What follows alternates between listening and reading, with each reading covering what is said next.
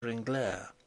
I got across the slanting deck somehow, through the confusion of shouting men and the flapping thunder of the sails, and saw through the skylight a gush of flame rising from a pool of fire around an overturned lamp on the swing table. I avalanched down the companion, and was squandered like an avalanche on the floor at the foot of it. Even as I fell, McCarthy, the steward, dragged a strip of carpet from the cabin floor and threw it on the blaze. I found myself, in some unexplained way, snatching a railway rug from Miss Shute and applying it to the same purpose, and in half a dozen seconds we had smothered the flame and were left in total darkness. The most striking feature of the situation was the immovability of the yacht. "Great Ned!" said McCarthy, invoking I know not what heathen deity. "It is on the bottom of the sea we are. Well, whether or no, thank God we have the fire quenched." We were not, so far, at the bottom of the sea, but during the next 10 minutes the chances seemed in favour of our getting there. The yacht had run her bows on a sunken ridge of rock, and after a period of feminine indecision as to whether she was going to slide off again or roll over into deep water, she elected to stay where she was, and the gig was lowered with all speed in order to tow her off before the tide left her.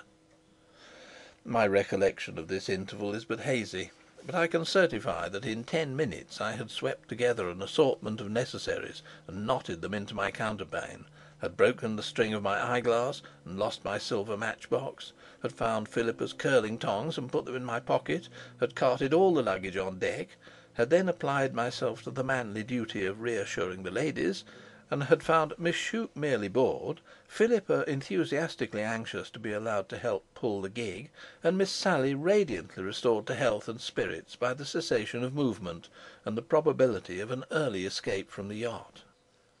The rain had, with its usual opportuneness, begun again. We stood in it under umbrellas, and watched the gig jumping on its tow rope like a dog on a string, as the crew plied the labouring oar in futile endeavour to move the Eileen Ogue. We had run on the rock at half tide, and the increasing slant of the deck as the tide fell brought home to us the pleasing probability that at low water, viz. about 2 a.m., we should roll off the rock and go to the bottom. Had Bernard Shute wished to show himself in the most advantageous light to Miss Sally, he could scarcely have bettered the situation. I looked on in helpless respect while he whom I had known as the scourge of the hunting field, the terror of the shooting party, rose to the top of a difficult position and kept there, and my respect was, if possible, increased by the presence of mind with which he availed himself of all critical moments to place a protecting arm round Miss Knox. By about 1 a.m. the two gaffs with which Bernard had contrived to shore up the slowly heeling yacht began to show signs of yielding, and in approved shipwreck fashion we took to the boats, the yacht's crew in the gig remaining in attendance on what seemed likely to be the last moments of the Eileen Ogue, while we, in the dinghy, sought for the harbour. Owing to the tilt of the yacht's deck and the roughness of the broken water round her, getting into the boat was no mean feat of gymnastics. Miss Sally did it like a bird alighting in the inevitable arms of Bernard. Miss Shute followed very badly, but by innate force of character successfully.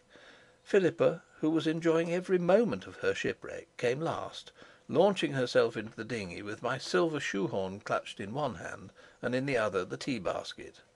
I heard the hollow clank of its tin cups as she sprang, and appreciated the heroism with which Bernard received one of its corners in his waist.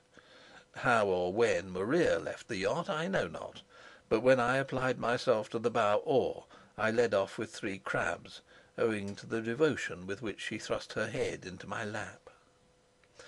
I am no judge of these matters, but in my opinion we ought to have been swamped several times during that row. There was nothing but the phosphorus of breaking waves to tell us where the rocks were, and nothing to show where the harbour was, except a solitary light, a masthead light, as we supposed. The skipper had assured us that we could not go wrong if we kept a westerly course with a little northing in it, but it seemed simpler to steer for the light, and we did so. The dinghy climbed along over the waves with an agility that was safer than it felt. The rain fell without haste and without rest. The oars were as inflexible as crowbars, and somewhat resembled them in shape and weight. Nevertheless, it was Elysium when compared with the afternoon leisure of the deck of the Eileen Ogue. At last we came unexplainably into smooth water, and it was about this time that we were first aware that the darkness was less dense than it had been, and that the rain had ceased. By imperceptible degrees a greyness touched the back of the waves, more a dreariness than a dawn, but more welcome than thousands of gold and silver. I looked over my shoulder and discerned vaguely bulky things ahead. As I did so, my oar was suddenly wrapped in seaweed. We crept on. Maria stood up with her paws on the gunwale and whined in high agitation. The dark objects ahead resolved themselves into rocks, and without more ado Maria pitched herself into the water. In half a minute we heard her shaking herself on shore. We slid on. The water swelled under the dinghy and lifted her keel on to grating gravel. "We couldn't have done it better if we'd been the Hydrographer Royal," said Bernard, wading knee-deep in a light wash of foam, with the painter in his hand. "But all the same, that masthead light is someone's bedroom candle." We landed, hauled up the boat, and then feebly sat down on our belongings to review the situation, and Maria came and shook herself over each of us in turn. We had run into a little cove, guided by the philanthropic beam of a candle in the upper window of a house about 100 yards away. The candle still burned on, and the anaemic daylight exhibited to us our surroundings, and we debated as to whether we could, at 2:45 a.m., present ourselves as objects of compassion to the owner of the candle. I need hardly say that it was the ladies who decided on making the attempt, having, like most of their sex, a courage incomparably superior to ours in such matters. Bernard and I had not a grain of genuine compunction in our souls, but we failed in nerve. We trailed up from the cove, laden with emigrants' bundles, stumbling on wet rocks in the half light, and succeeded in making our way to the house. It was a small two-storied building, of that hideous breed of architecture usually dedicated to the rectories of the Irish Church. We felt that there was something friendly in the presence of a pair of carpet slippers in the porch, but there was a hint of exclusiveness in the fact that there was no knocker and that the bell was broken.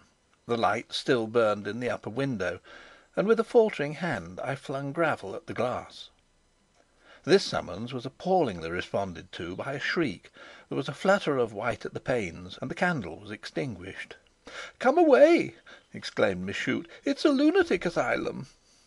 We stood our ground, however, and presently heard a footstep within. A blind was poked aside in another window, and we were inspected by an unseen inmate. Then someone came downstairs, and the hall door was opened by a small man with a bald head and a long sandy beard. He was attired in a brief dressing gown, and on his shoulder sat, like an angry ghost, a large white cockatoo. Its crest was up on end. Its beak was a good 2 inches long and curved like a Malay kris. Its claws gripped the little man's shoulder. Maria uttered in the background a low and thunderous growl. "Don't take any notice of the bird, please," said the little man nervously, seeing our united gaze fixed on this apparition. "He's extremely fierce if annoyed." The majority of our party here melted away to either side of the hall door, and I was left to do the explaining. The tale of our misfortunes had its due effect, and we were ushered into a small drawing room, our host holding open the door for us, like a nightmare footman with bare shins, a gnome-like bald head, and an unclean spirit swaying on his shoulder. He opened the shutters, and we sat decorously round the room as at an afternoon party, while the situation was further expounded on both sides. Our entertainer, indeed, favoured us with the leading items of his family history, among them the fact that he was a Dr. Fahy from Cork, who had taken somebody's rectory for the summer, and had been prevailed on by some of his patients to permit them to join him as paying guests. "I said it was a lunatic asylum," murmured Miss Shute to me. "In point of fact," went on our host, "there isn't an empty room in the house, which is why I can only offer your party the use of this room and the kitchen fire, which I make a point of keeping burning all night." He leant back complacently in his chair and crossed his legs, Then